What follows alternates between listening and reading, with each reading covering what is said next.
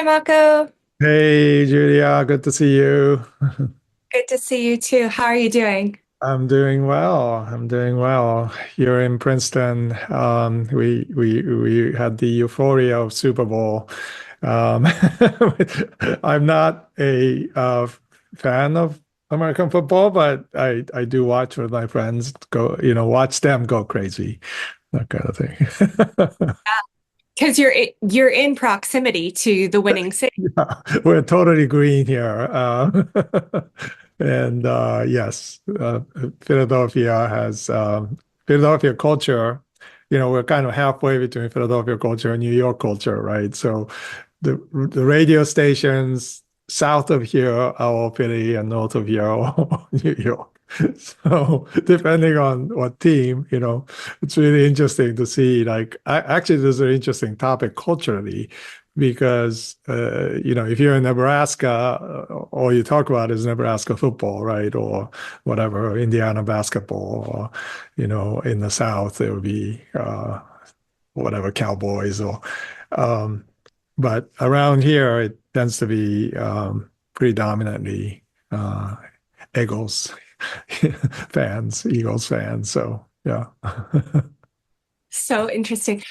That hadn't even occurred to me because I so associate you specifically with New York, Yeah. but you now live in this liminal space in Princeton between New York and Philadelphia, and it makes total sense. You Yeah. know, New Jersey standing would, of course, go with anything that wasn't New York. Yeah.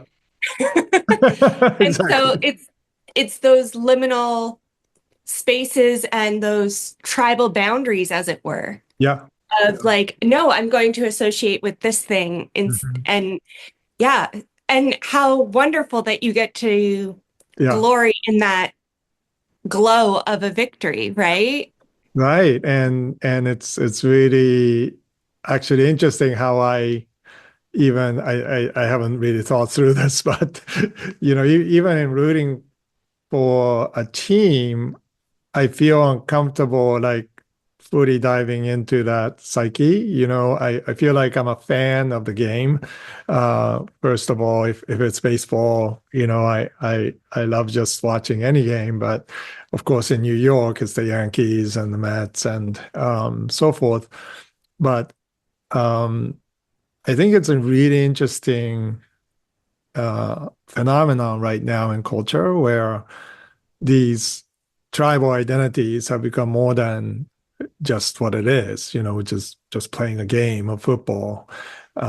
It's so much bigger, and it's so dominating in that sense. So it's an interesting time. Yeah. I heard a very rigorous critique of football as a practice in colonial land grabbing. Oh, I see. Aside from like the slave complex that is the sport as a whole. And so it's really fraught from a thinking perspective Yeah, of like a critical perspective, right? And then when you add that level of commerce, et cetera, it gets really there's much to critique, right? And at the same time, it's this dominant part of our culture yeah, that brings a sense of unity yeah. Right. and a sense of purpose Yeah, and a sense of in a it gives a liturgy to so many it people. does. It does. It's And so how do you filter through all those facets, right? Like, because it's like, no, I want to outrightly condemn this yeah, broken system, and I see how it benefits so many in giving structure to their days and lives, yeah, yeah, from the players to the fans, yeah. right? Like, how do you navigate all of that? Like, it's a crux, it's a study of culture care and culture war. Yeah, and I think it is very violent territorial battle going on, right? And yet it's contained in the field. Um, and there is liturgy very much at the heart of it is a type of worship to celebrate. And you know, and in some sense we're fortunate that we can do that, right? That we have the freedom to play a game and let that dictate, you know, and nobody, you know, and it's definitive. There's conclusion on who won and who lost.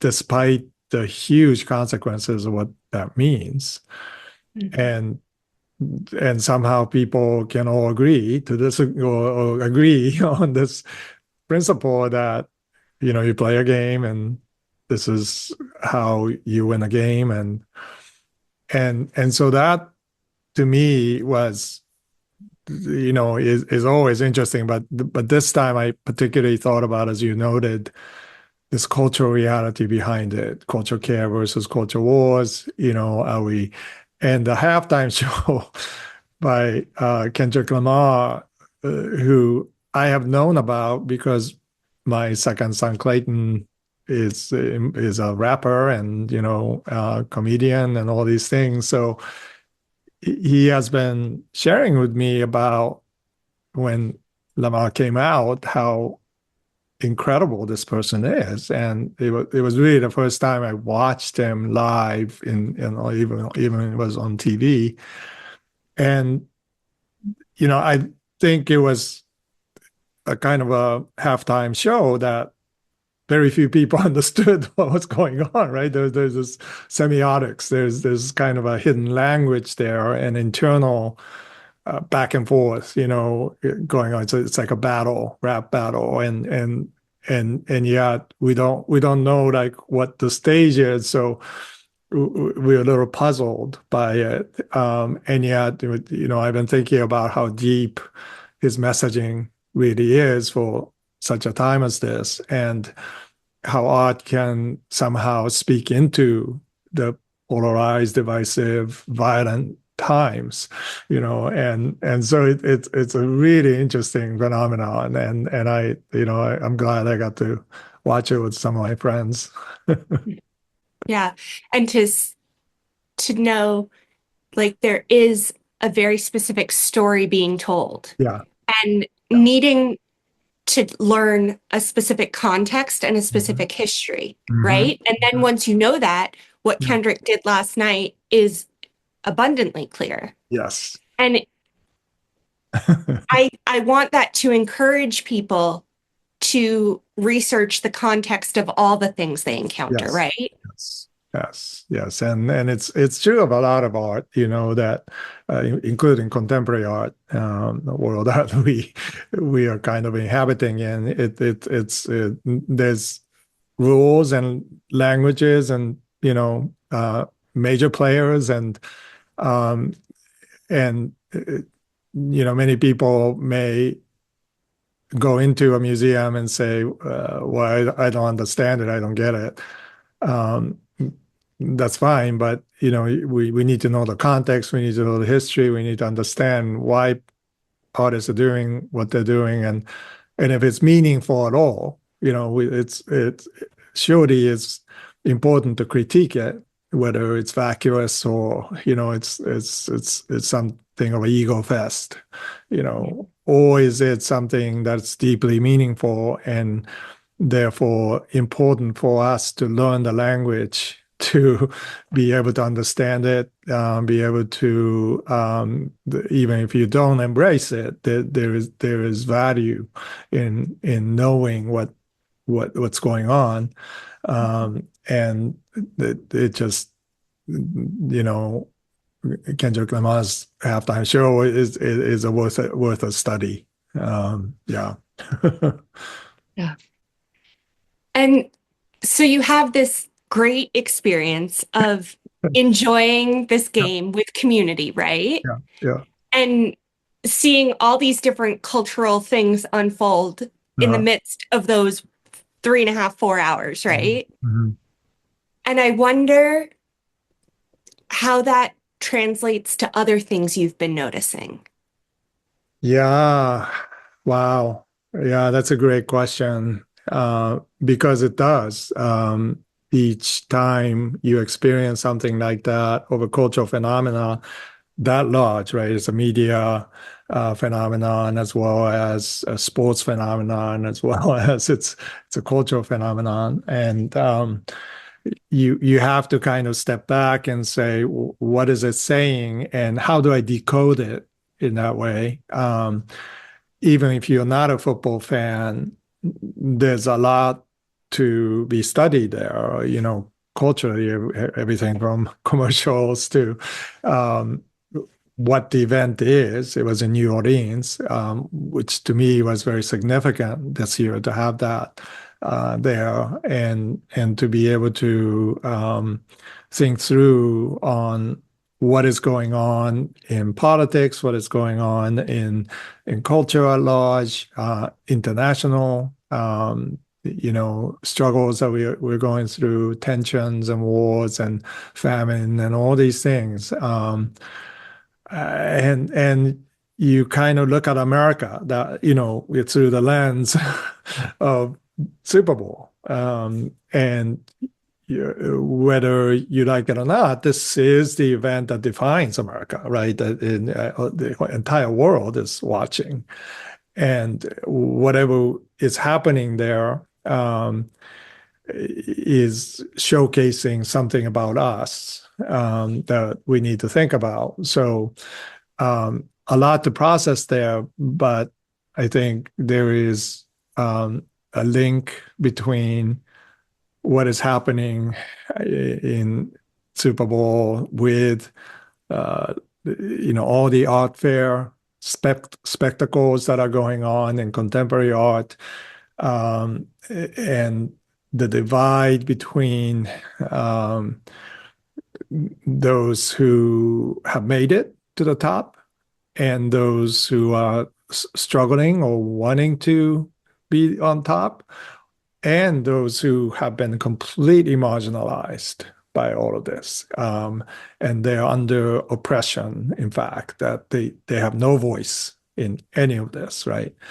And so art can become like a spectacle game, like Squid Game of, trying to win this Darwinian battle, the survival of the fittest.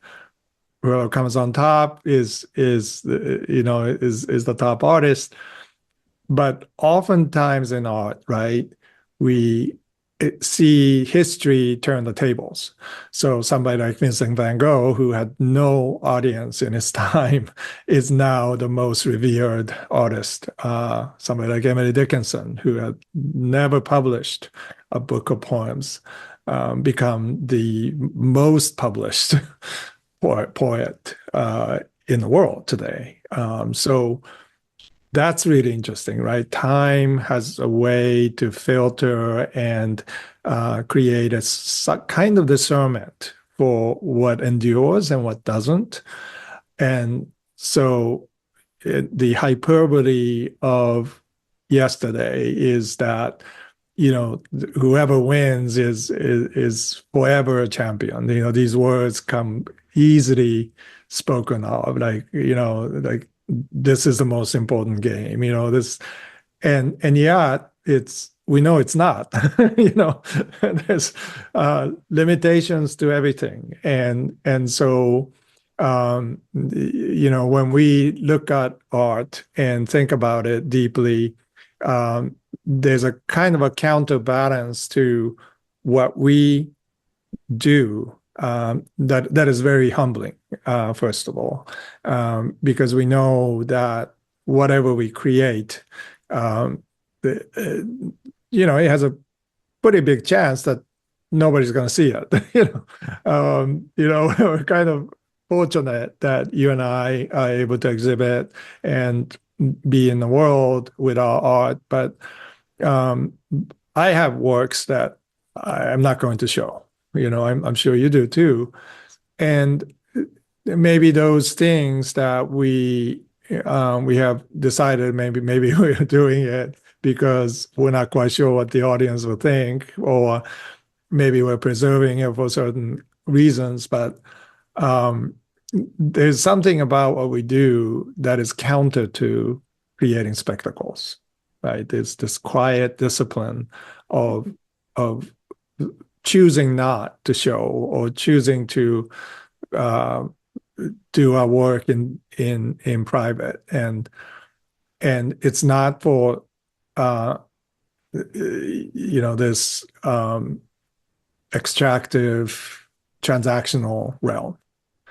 And it's not to win, right? And so that is almost forced upon us when we think about or you know um, go through a day like yesterday, because part of us struggles with the hyperboles and the spectacles and the violence of it, right? I mean, it is like these football players, they have a very short career. They may make a lot of money, but I think the percentage is 80% of them go bankrupt within 3 years.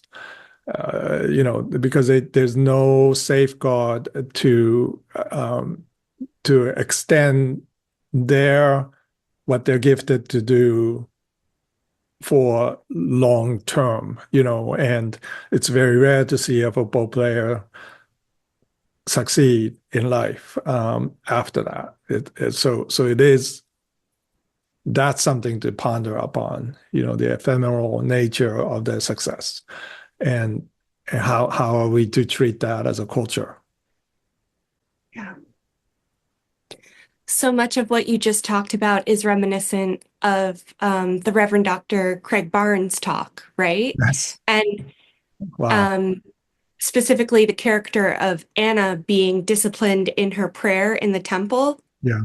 and then able to recognize something as different, even if Yeah. it wasn't as a revelation, it was because it was outside the scope of the boundaried life that she had lived. Yeah.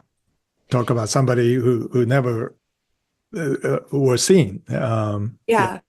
I, And yeah. as I listened to that talk and I was thinking about monastic traditions, right? Mhm. Mhm. And this idea of, in some ways, these players, when they retire, are exiled from their monastery.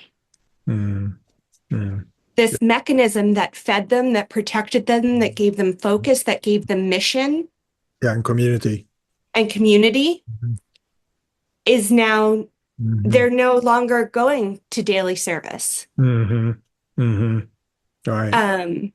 and so that's another way to think through that and process that. And then also, what is the monastic life of the artist? You Mhm. wrote a beautiful essay on attention and love this past month, Yeah.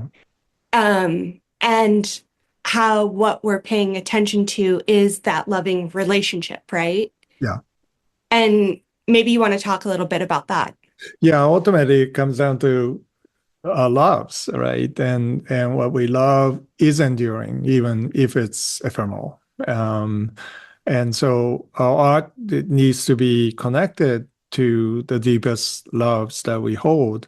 And yet, how art is set up, we don't get to talk about this, that often, and it's so dissociated from that very simple concept of what it means to be a human being, and how do we create into the mystery of what we are given. And so Anna is a great example of someone who diligently and consistently went to the temple waiting for this moment when the Messiah is born.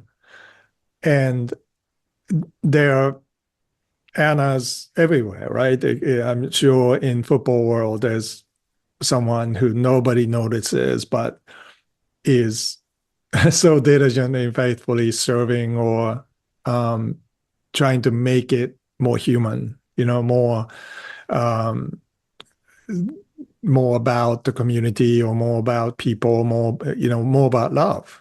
Um, and and it might actually be difficult to create a team without this. Mhm. When you think about it, right? Like, what's the glue that, other than performance? If it's indeed a monastic liturgy, um, you can't have that community just by performing the act. There has to be a medium of cultural reality that only love can create, love and attentiveness can create. And that part remains invisible, right? And so, yeah, I wonder if that's something like shows like Ted Lasso have picked up.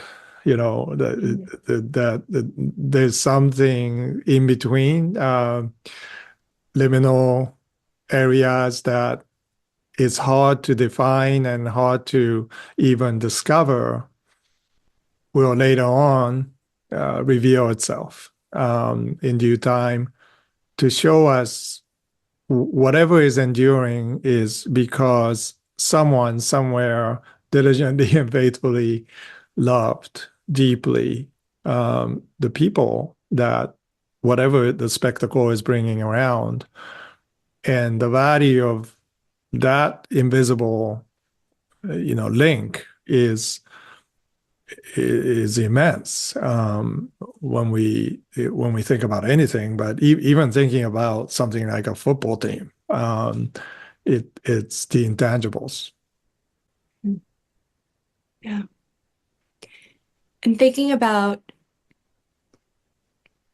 that in your own work, how do you articulate the focus of the intangibles in your work?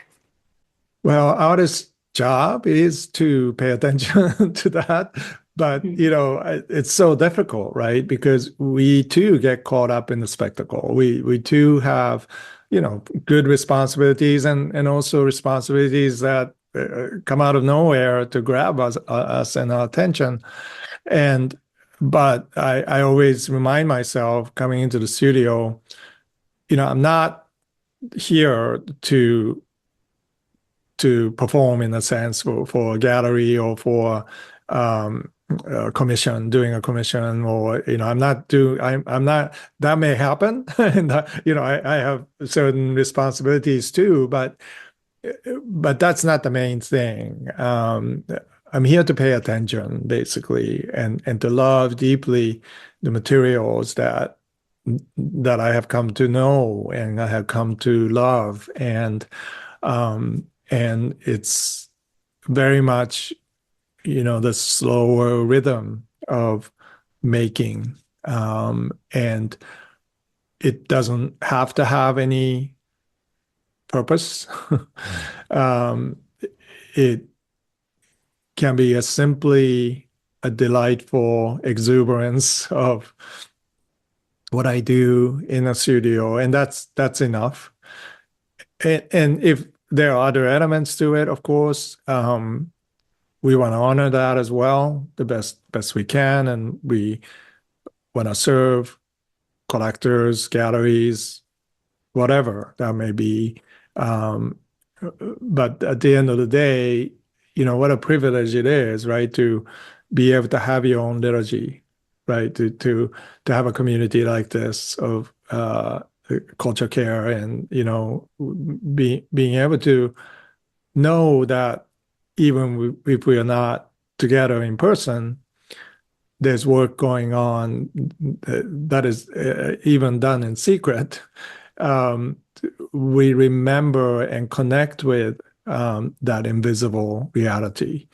And to the extent that we can all do that, right, and support each other and pray for each other in some way, we're kind of just creating this canvas, this network that moves into the cracks, and somehow it permeates into culture, even though what we may doing may not be seen. Mm, yeah. And you're someone that has the opportunity to go and see a lot. I'm most recently you were at Sundance Yeah, and you're preparing for many more trips and many more right. lectures. Yeah, And I wonder, and you have your own work in the studio, yeah. and I wonder what you have seen or perhaps seen differently recently. Right. Yeah, I'm going to London next, and then with Amber's work in India. So I am. But what's important is for me to be connected here, fully, and so that I can carry whatever it is happening here, with me. And I'm always creating my mind, and the language that I have developed is, what I do here with minerals and slow art. So um, that is always waiting when I get back, and whenever I am out, I feel like it only energizes me to come back and do the next move, that that I've been thinking about and wanting to do. And at Sundance, it was just an extraordinary time of reconnecting with communities and people. And we saw a whole bunch of short films, and we only saw one film. We had tickets for more, but we just ended up choosing to spend time with people that were important to us, and that was the right call. We can see a film, later. So even though the theater experience is very unique, and what's interesting about Sundance is like a lot of those pieces, I mean, it's highly, highly selective, um, thing, honor to be chosen by Sundance to show your film there. But most of them are not picked up, right, by studios. So unless you have a link to it, you may not see it in theaters, and they're really good works that never get seen. And so we think about our plight as visual artists, of people not seeing our work, perhaps, and but for filmmakers, that is why they make film. And when it isn't seen, then what happens? Well, or worse, yeah, if there's a horrible review of what gets selected and you're devastated by it, like what happens there? And I came away thinking about that, and valuing that almost reality in the shadows. And um, because culture care is all about seeing culture as a soil, and whatever is happening, that like the spectacles and positive outcomes, um, are there for all of us to see. So that's part of what we can deal with. But there are invisible realities of creativity and imagination, wrestlings and journey of struggles, right? And that's the majority of our experience. So, what kind of culture can celebrate, these small acts, like Anna, small acts of faithfulness? If we spot something that nobody else is seeing, and Mm. what are some of the ways that we can find that together? And so those, I don't have answers to give at this point, but I have been thinking a lot about this way of participating in the invisible, quiet, faithful act of creativity. Sometimes just sheer obedience, right? filmmaker makes a film in response to what he or she felt that was really important to that person to process. And the film created is beautifully done, but it doesn't meet the audience interest or standard of, whatever the studio goes through to choose that work. Um, and you ask yourself, was that worth it? Was that a failure? And I don't think it is. So I'm trying to process what it is that, the value of a work that very few people get to see. Yeah, I mean, I think in that we go back to the model of Emily Dickinson or others who create for eternity rather than for the present. Right. You create because you're created to create. Mm-hmm. Mm-hmm. And that is, even if it doesn't land with an audience, Mm-hmm. you are changed by the act of making. Right. Right. And that has a different ripple effect. And yes, then you have to contend with the the bridge, the chasm Mm-hmm. of translation between what you've created and how it's perceived by others. Mm-hmm. And sometimes that is incredibly fraught. Mm-hmm. And that is also the work of the artist, right? Is how I'm speaking, how I'm painting, how I'm filming, how I'm editing. Mm-hmm. How is that going to be received? Mm-hmm. How is that going to be understood, translated, morphed? Because even when you're in an A-B conversation with a singular other individual, what you say and what somebody hears, Yeah. that Yeah. are very different things, Right. Right.